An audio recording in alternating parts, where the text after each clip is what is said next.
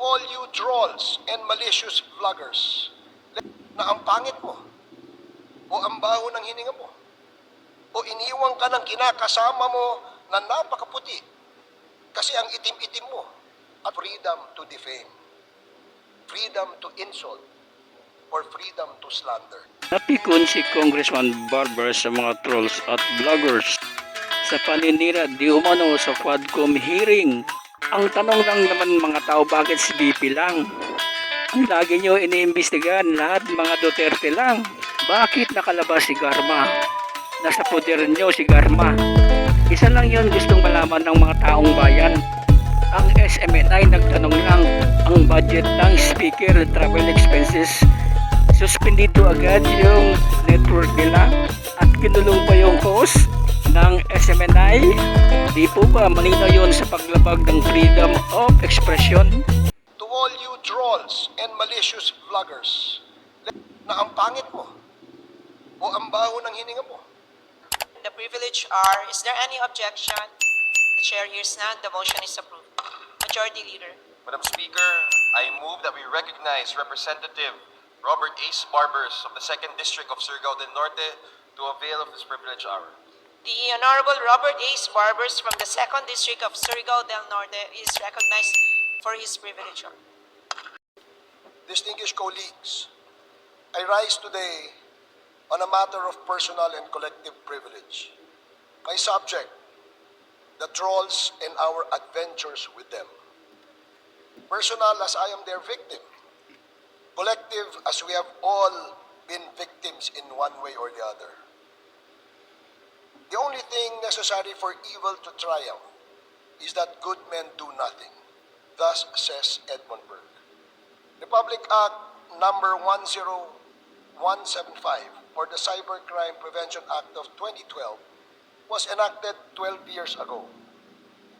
Some of the more important provisions of the law, specifically Section 9, mandated that the National Bureau of Investigation, the Philippine National Police, as well as the Department of Justice, to implement the provisions of the law. And Section 10 gave them the powers for this purpose.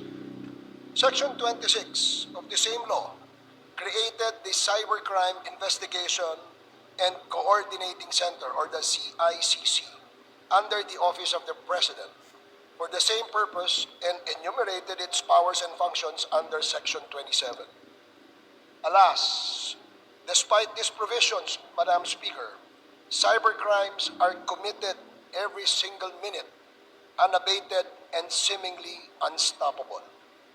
The lack of visible active prevention, intervention, suppression, and prosecution of the perpetrators is felt by the aggrieved citizenry.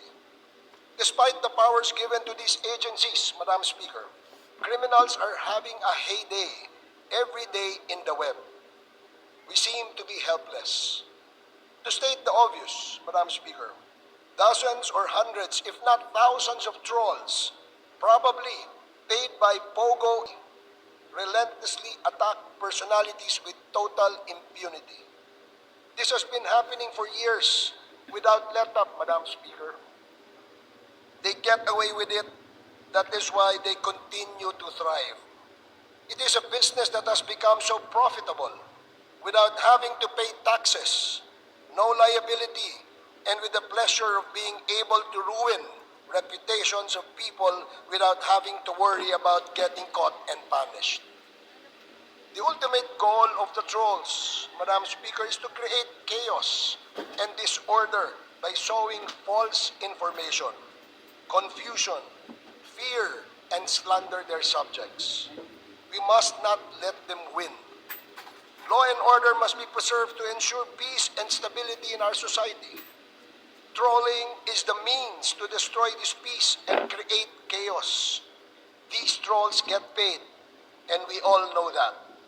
The sheer number of trolls and the amount of false information that they flood the web with will give you an idea on the value or amount of money needed to pay them. Who is the innocent person who is bound to benefit from their trolling? Will this innocent person disburse enormous amount of money and laugh out loud at the false information being disseminated? Obviously, Madam Speaker, the ones funding these malicious campaigns are the ones hurting the most. They are also the ones who have the vast financial resources to pay these trolls. And who could they be?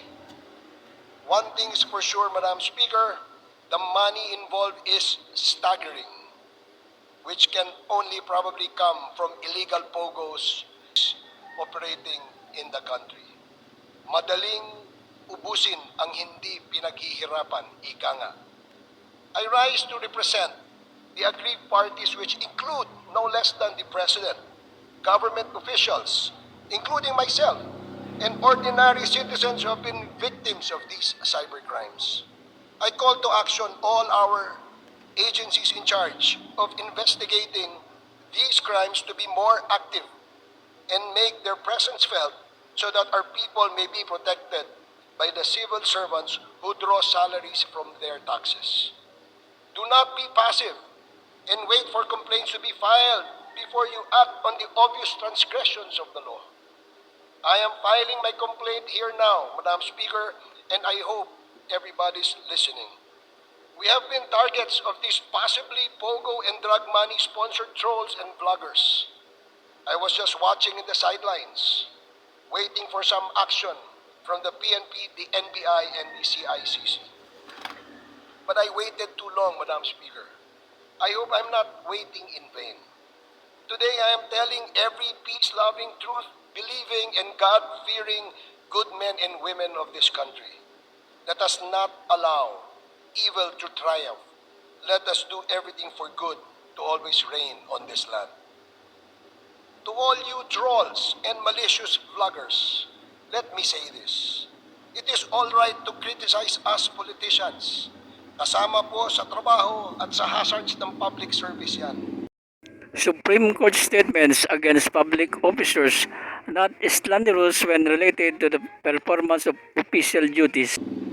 Pwede nyo kaming i-criticize hanggang magsawa kayo because we cannot be onion skin.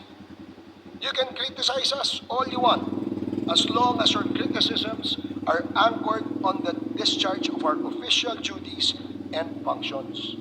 But when you cross the line, Madam Speaker, and impute malice on what we do and attack our persons, you cease to be protected by your constitutional rights. Even the Supreme Court ruled that when your statements are done with malice, you are liable under the law. Panindigan na lang ninyo ang paninira ninyo. Hindi naman pwede na porke politiko, pwede mo nang akusahan ng lahat ng krimen at kasinungalingan tapos wala ka ring pananagutan? Ano ka? Siniswerte? Matapang ka manira. Matapang kang mangutya. Tapos ayaw mong sumagot? Paano kung halimbawa kami naman ang magsabi na ang pangit mo o ang baho ng hininga mo o iniwang ka ng kinakasama mo na napakaputi kasi ang itim-itim mo at ang liit-liit ng tenga mo. O wala ka namang kwentang abogado. Puro ka lang media at pasikat sa media, pero sa korte, kulata ka naman. Kita nyo?